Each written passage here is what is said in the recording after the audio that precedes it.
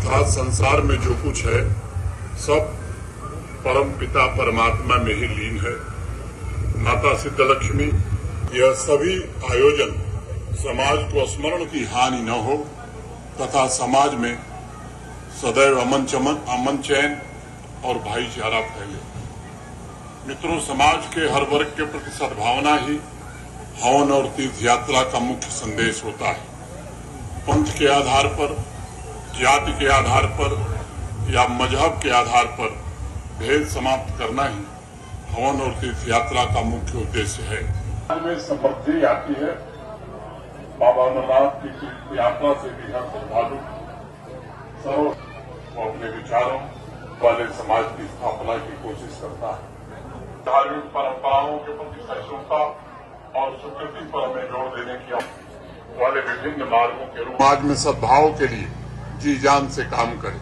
हमें समाज में ऐसी युवा पीढ़ी की रचना करनी है जिसमें आध्यात्मिक जागृति और आर्थिक विकास दोनों की क्षमता एक साथ मौजूद हो। मित्रों, अहिंसा भारत का धर्म रहा है और आपको इस धरती पर पुनः उसी वातावरण को पैदा करने का हर प्रयत्न करने की आवश्यकता है।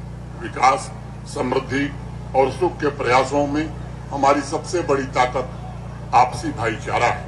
इसलिए मोहब्बत के आपसी बंधन को मजबूत करने के लिए हम सबको स्वयं को समर्पित करना होगा। मेरा एक आखिरी निवेदन है जिसे मैं आजकल आवाम के सामने मौजूद सबसे बड़ी चुनौती मानता हूँ।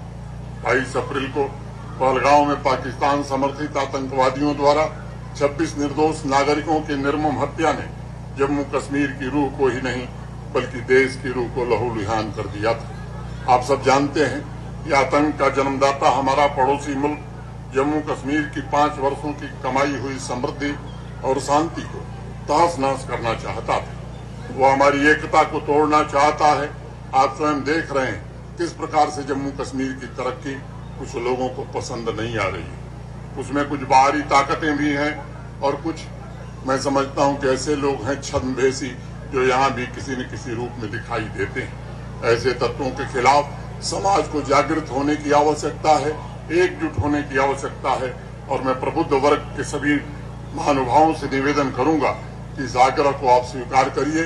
पूरे समाज को एकजुट करके, चाहे वो बाहरी आदमी हो या भीतरी, इनके खिलाफ समाज में एक जागृति पैदा करने की आवश्यकता है। मैं जानता हूं जम्मू कश्मीर पुलिस और सुरक्षा बल जी तोड़ मेहनत कर रहे हैं कि यहाँ शांति स्थापित रहे और मैं बार बार एक बात कहता हूं, विकास और समृद्धि तभी आएगी जब शांति रहेगी। जो लोग शांति के साथ खिलवाड़ करते हैं, आप मान लीजिए कि यहाँ की समृद्धि के दुश्मन हैं, यहाँ के विकास के दुश्मन हैं। मैं एक बार पुनः माता सिद्धलक्ष्मी को हृदय से नमन करता हूँ। कल आयोजित हो रहे महाकाल यात्रा की आप सबको ढेर सारी अग्रिम शुभकामनाएं देते हुए मैं अपनी वाणी को यहीं विराम देता हूँ। बहुत बहुत धन्यवाद।